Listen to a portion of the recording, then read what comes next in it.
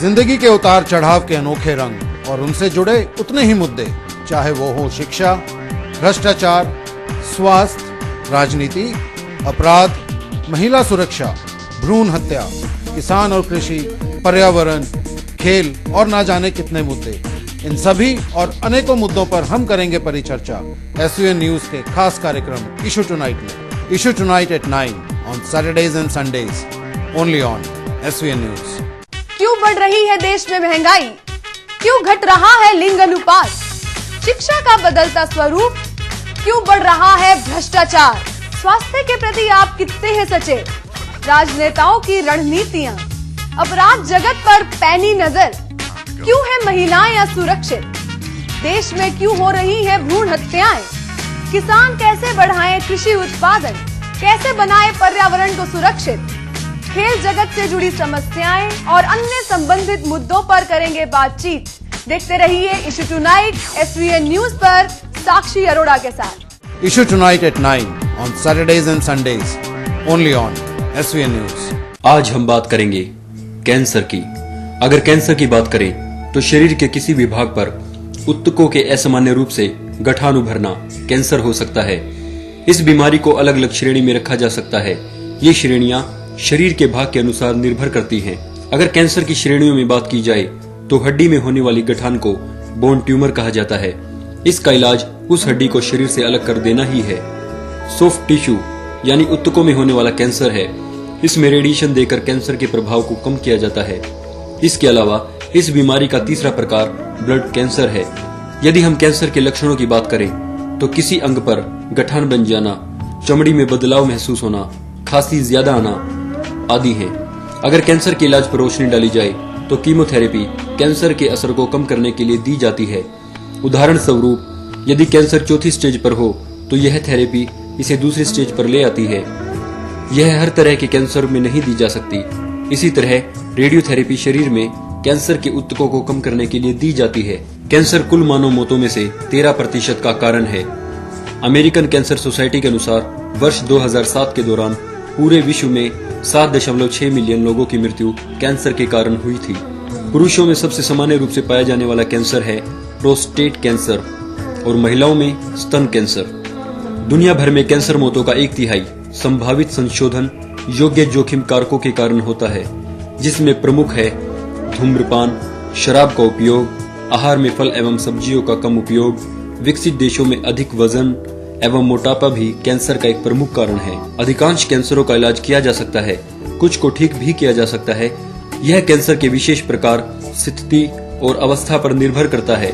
एक बार निदान हो जाने पर कैंसर का उपचार शल्य चिकित्सा, कीमोथेरेपी और रेडियोथेरेपी के संयोजन के द्वारा किया जा सकता है। तो आज यही है हमारी चर्चा का विषय और इस गंभीर एवं जानलेवा बीमारी के कारणों, लक्षणों एवं निवारण व रोकथाम के लिए हम अपने स्टूडियो में कार्यक्रम इशू टुनाइट के तहत अपने खास मेहमानों के साथ करेंगे इस मुद्दे पर विशेष चर्चा।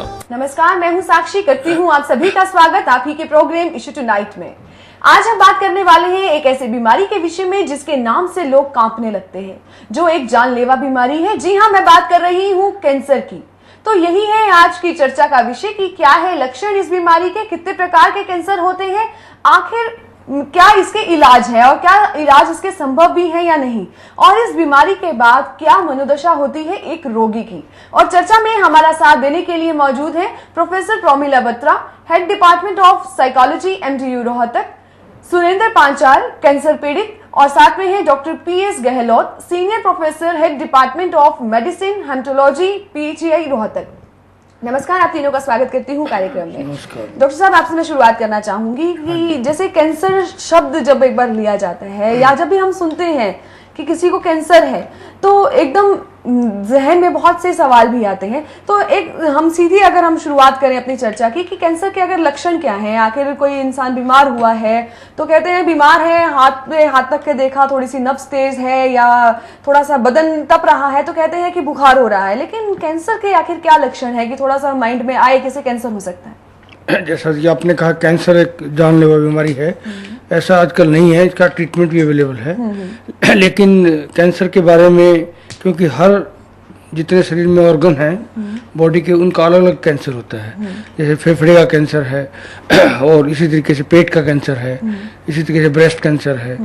तो हम लोग जैसे हैं ब्लड कैंसर का ट्रीटमेंट करते हैं तो ब्लड कैंसर अलग है, गले का कैंसर अलग है। तो जितने भी शरीर के अंदर कोशिकाएं हैं उनका किसी का भी अनकंट्रोल प्रोलिफरेशन अगर वो फैलना शुरू हो जाए तो किसी भी चीज का भी कैंसर हो सकता है। तो इसलिए कैंसर एक बहुत बड़ी मतलब मात्रा में हर जगह हर बॉडी के किसी भी ऑर्गन में कैंसर हो सकता है।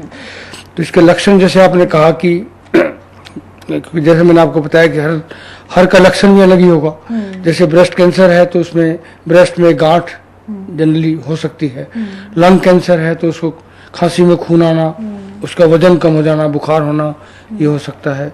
ब्लड कैंसर जिसका कि हम इलाज करते हैं उसके अंदर अनीमिया जिसे हम कहते हैं, खून की कमी हो जाती है, खून की उल्टी भी आ सकती है, शरीर के किसी भी हिस्से से खून आ सकता है, वोमिटिंग हो सकती है, पेशाब में खून आ सकता है, स्किन के ऊपर भी खून जिसको हम परपरा कहते हैं वो हो सकता है, हाई ग्रेड फीवर वो हो सकता है।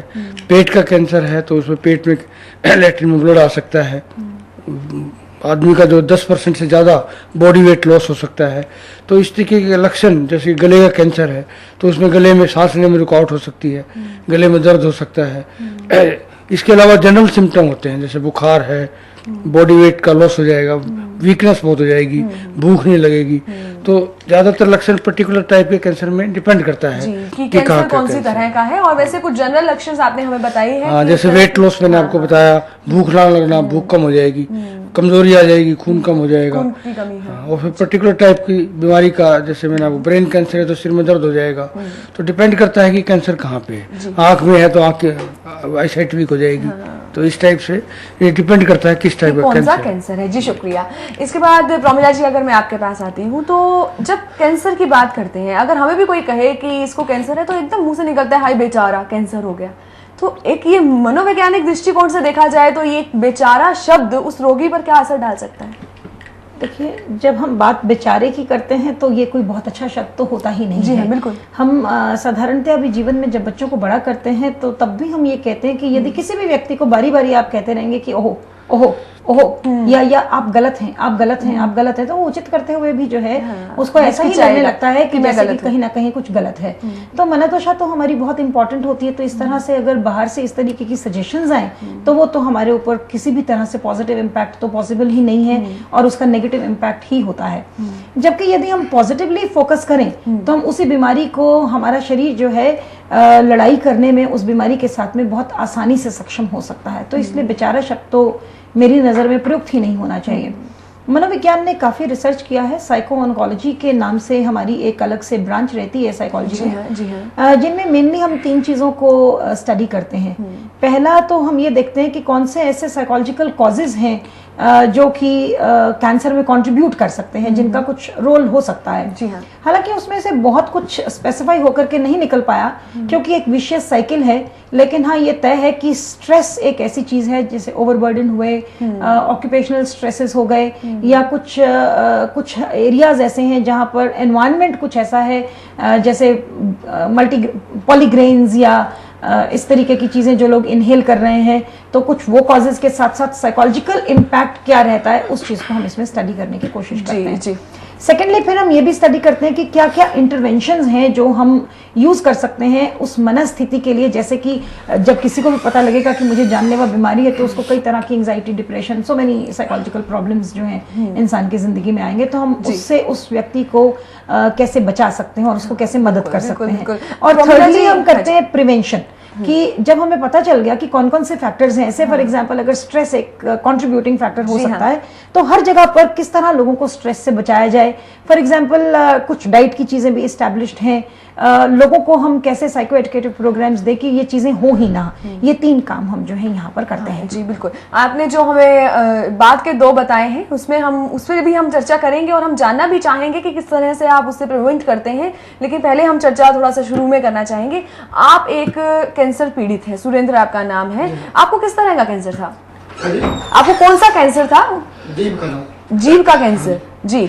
और उसमें जब आपको कैसे लगा पता कि आपको कैंसर है? आपको किस तरह से शंका हुई मन में कि मुझे भी कैंसर है? और ये डॉक्टर ने बताया जी। पहले तो मेरे को दर्द होता था गले के अंदर, जी। हल्का हल्का, अच्छा। फिर ज्यादा बढ़ने लगा। फिर उसके बाद मैंने जो ना मेडिकल दिखाया, फिर मेडिकल वालों ने मतलब जो ना या अब अंदर से मांस को टुकड़ा लिया, फिर उसको मतलब जो ना फिर बाद में उसको बताया हमारे को कैंसर है। जी माफ कीजिए अगर मैं थोड़ा सा आपके लिए व्यक्तिगत हो रही हूँ तो कि आपकी आवाज थोड़ी बैठी हुई है, क्या आपकी आवाज ये कैंसर के बाद है, ये उसके कारण से है या कुछ हाँ वैसे ही कारण? हाँ जी हाँ जी, मतलब कैंसर के बाद आपकी आवाज पर असर पड़ा है, क्योंकि आपको वो कैंसर भी थोड़ा सा गले का ही था, आपने बताया जीभ का कैंसर था। जी हाँ। तो आपका क्या वेट लॉस वगैरह भी हुआ, जैसे डॉक्टर साहब ने बताया कि जनरल कुछ हमारे इंडिकेशंस रहते हैं? ना जी ऐसा कुछ नहीं हुआ, मतलब जो ना जैसे खून आना कुछ ऐसी कुछ बात नहीं हुई मेरे साथ, वैसे दर्द से महसूस हुआ था मेरे को, दर्द सा महसूस होता था। तो जब पता चला कि आपको कैंसर है तो एकदम से क्या आया मन में, क्या थोड़ा सा दुख महसूस हुआ कि हाय मुझे ही क्यों, जैसे एक बात कही जाती है? देखो जी थोड़ा बहुत तो होता है, बाकी कंट्रोल करना पड़ता है अपने आप को। बिल्कुल, देखिए और बड़ी अच्छी बात है कि आपको कैंसर नहीं है, ये तो बहुत ही अच्छी बात है। तो डॉक्टर साहब ये बताइए कि आपने जैसे बताया आप ब्लड कैंसर स्पेशलिस्ट हैं, इसका इलाज संभव है? हाँ, ब्लड कैंसर का इलाज, एक्चुअली इलाज तो हर कैंसर का संभव है। जी।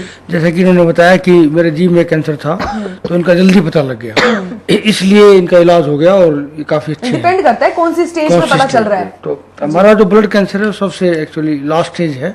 कोई भी बीमारी ब्लड में आ जाती है तो समझो स्टेज 4, तो इसमें हमारी स्टेजिंग भी नहीं होती है। ब्लड कैंसर का मतलब ये है कि भाई सारे शरीर में ब्लड में है, लेकिन जैसे ब्रेस्ट कैंसर है या यूट्राइन कैंसर है, बच्चेदानी का है, या दूसरा गले का कैंसर है, इनमें हम स्टेज कर सकते हैं। अर्ली स्टेज पे तो उस कैंसर को अगर वहाँ से निकाल दिया जाए, जैसे ब्रेस्ट कैंसर की वो गांठ अर्ली स्टेज पे निकाल दी जाए तो ऑलमोस्ट मरीज ठीक ही हो जाता है। लेकिन वो क्योंकि बहुत तेजी से फैलता है इसलिए, और इसमें दर्द भी बहुत कम होता है, तकलीफ कम होती है, शुरू में इतने सिम्टम भी नहीं होते, तो लोग इसको इग्नोर कर देते हैं, और इग्नोर करने की वजह से वो फैल जाता है। वो फैलने के बाद जैसा कि आपने पूछा कि क्या क्या इलाज हैं, हमारे पास बेसिकली 3 टाइप के इलाज हैं। जी हाँ। एक तो ये है कि जैसे मैंने आपको बताया गांठ कैंसर है, कुछ छोटी जगह पे कैंसर है, जी तो हाँ। उसको सर्जरी से निकाल सकते हैं। दूसरा तरीका है कि हम कीमोथेरेपी बोलते हैं, कीमोथेरेपी माने दवाइयाँ देते हैं जो कैंसर के अगेंस्ट होती हैं। और तीसरा इलाज है रेडियोथेरेपी, जिससे हम रेडिएशन देते हैं रेडियोथेरेपी डिपार्टमेंट में, और वो रेडिएशन उस कैंसर को किल कर देती है। अब ये डिपेंड करता है कि कैंसर कैसे हुआ, किस वजह से हुआ। मोस्ट ऑफ द टाइम तो हमें कैंसर का काज पता नहीं लगता, हालांकि बहुत सारे फैक्टर हैं। स्मोकिंग है, स्मोकिंग खासतौर पर लंग कैंसर के लिए, गले के कैंसर के लिए, अल्कोहल है पेट के कैंसर के लिए, लीवर के कैंसर के लिए। तो इसी तरीके से कई चीज़ें ऐसी हैं, रेडिएशंस जो हैं बहुत ज़्यादा, किसी वजह से हमने कैंसर का इलाज कराया है या उसके बाद भी कैंसर हो सकता है। तो ये डिपेंड करता है कि रेडिएशन जो है, कोई ड्रग्स हैं, क्योंकि एग्जैक्ट कॉज नहीं पता। जेनेटिक्स बड़ा इंपॉर्टेंट है, हेरिडिटरी जो जी, फैक्टर है मैं हमारी। वही सवाल भी करने वाली थी, क्या हेरिडिटी के कारण भी कैंसर हो सकता है? हाँ, कुछ हमारे जीन्स हमारे शरीर में इस टाइप के होते हैं